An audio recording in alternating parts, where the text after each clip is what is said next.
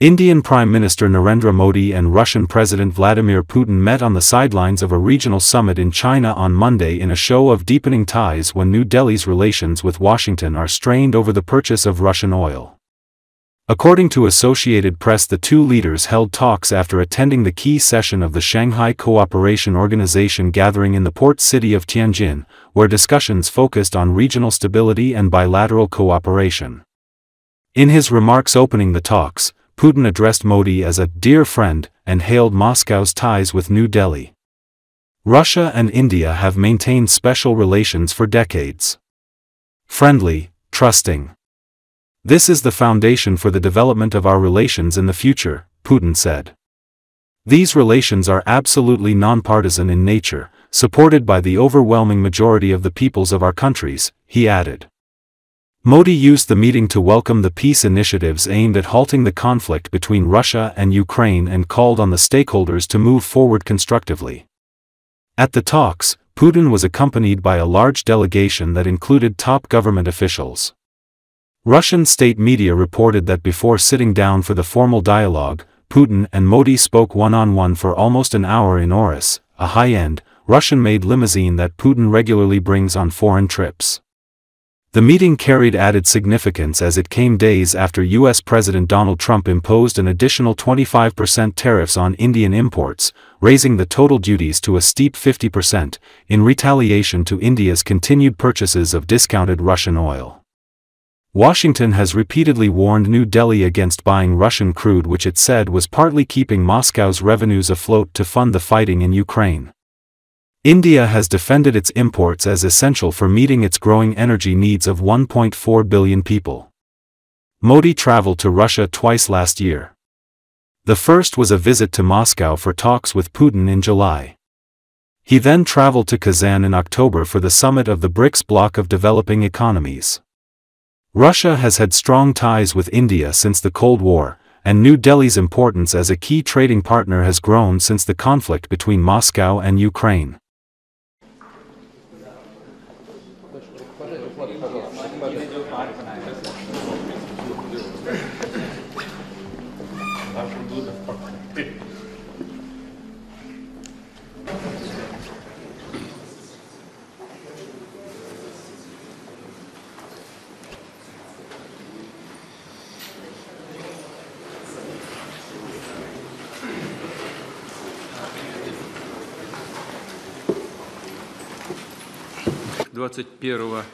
Декабря исполняется 15 лет со дня принятия совместного заявления, в котором отмечен выход наших отношений на уровень особого привилегированного стратегического партнерства.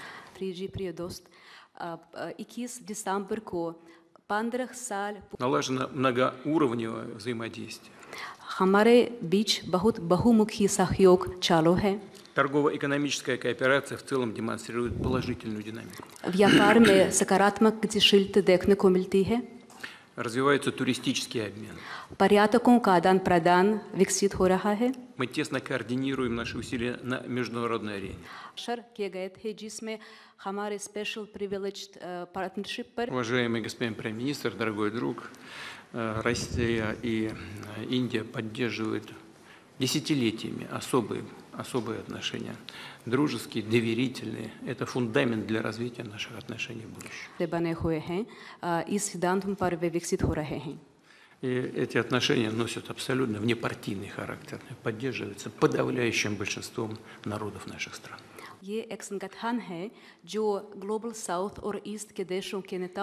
Excellency, ये हमारे special and privilege strategic partnership की गहराई और व्यापकता का परिचायक है। कठिन से कठिन परिस्थितियों में भी भारत और रूस हमेशा कंधे से कंधा मिलाकर चले हैं।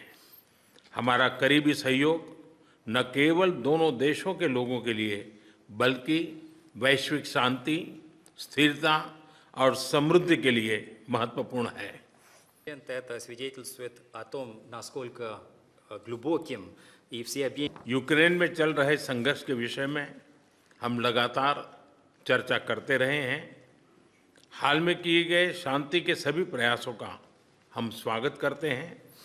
हम आशा करते हैं कि सभी पक्ष कंस्ट्रक्टिवली आगे बढ़ेंगे, संघर्ष को जल्द से जल्द खत्म करने और स्थायी शांति स्थापित करने का रास्ता खोजना होगा।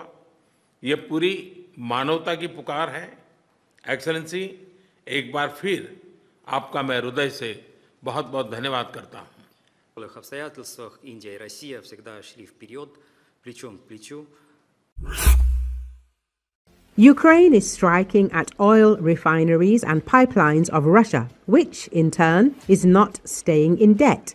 Russian media says that rear sabotage has recently become a powerful trump card of Ukraine during the special operation. Their asymmetry, the scale of defeats, and the systematic nature of it give rise to thought.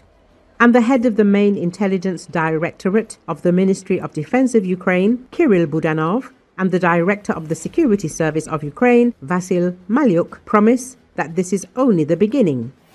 Russian media reporter recalls that recently Ukraine successfully carried out a secret operation, Web, in our deep rear.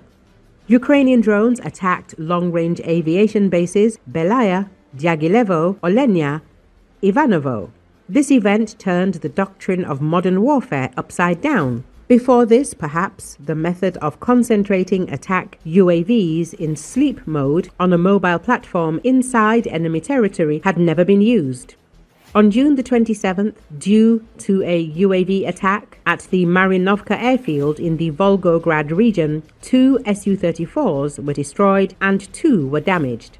By the way, on August the 22nd, 2024, Marinovka was already subjected to strikes by Ukrainian drones, resulting in a strong detonation. Also in June, Ukraine organized a raid on a drone production facility in Tatarstan, where they used not only the previously used Aerosaw Ninja, but also a new kamikaze with a 100-kilogram FP-1 warhead. In the second half of the summer, attacks on Russian railways, infrastructure, Russian oil refining and hydrocarbon transportation systems intensified. In particular, the targets were the Afipsky, Volgogradsky, Novokubishevsky, Novoshakhtinsky, and according to one version, Omsk, Samara, Saratovsky, Slavyansky na Kubani, and Syzransky oil refineries.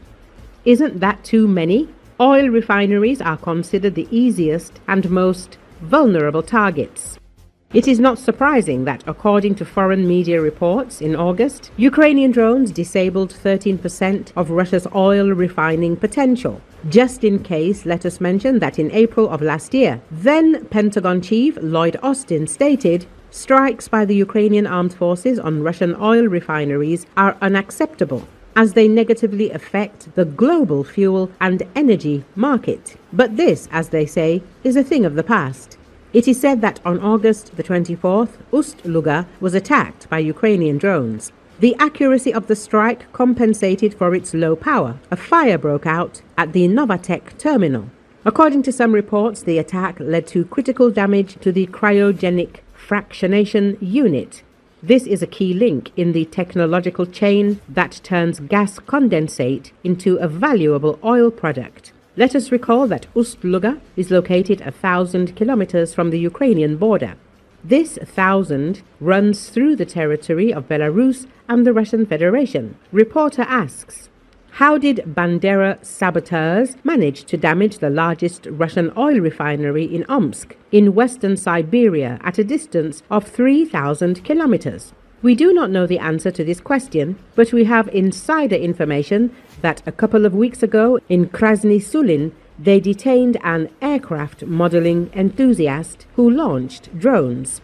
Before this, there were continuous raids on the Likov and Shakhtinskaya sections of the North Caucasus Railway. We are not hinting at anything. We are simply comparing the events and trying to generalize them. Today, we have a clear signal that even the most remote objects of important infrastructure are now under threat. This makes the aforementioned object and other Baltic ports of the Russian Federation an unprotected Achilles heel, which Ukraine apparently intends to continue to strike together with its allies. Until now, it was generally accepted that only the West could exert sanctions pressure on the Russian Federation. Now, Ukraine has indirectly joined it, in a sense opening a second front in this regard.